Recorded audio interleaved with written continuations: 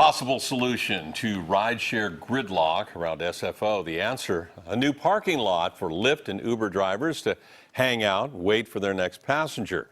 KPIX 5's Wilson Walker shows us if this new strategy is working on the first day. Wilson?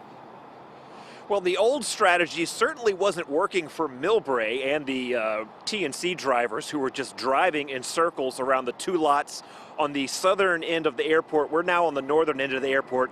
This is your new TNC waiting lot. Is it going to solve this problem? Well, there's some signs that it might. They don't give me the right instruction. I tried to get over here, but I don't see the signal.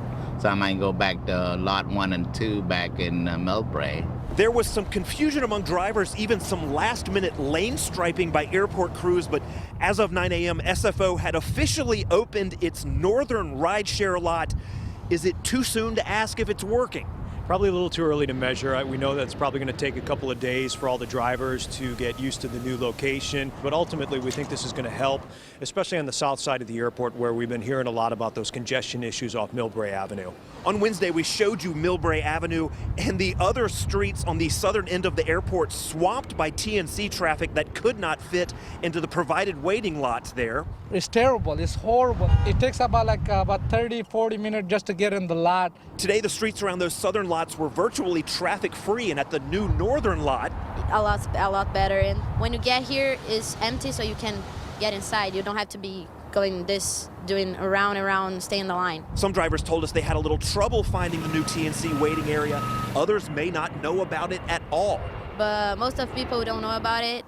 Uber didn't let us know. I think Lyft, they did, but Uber no. The airport says it's working on that and working to get the new lot listed on navigation systems like Google Maps and Waze so it's easier to find. Now, something to remember, this was a light travel day at SFO, so this may not have been the most grueling test of the new system.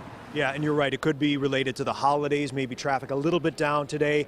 But ultimately, this new lot that just opened this morning will more than double the capacity that we'll have for Uber and Lyft drivers to pre-stage their vehicles. So we think it'll really help a lot on both ends of the airport. People can always just take a cab from the curb.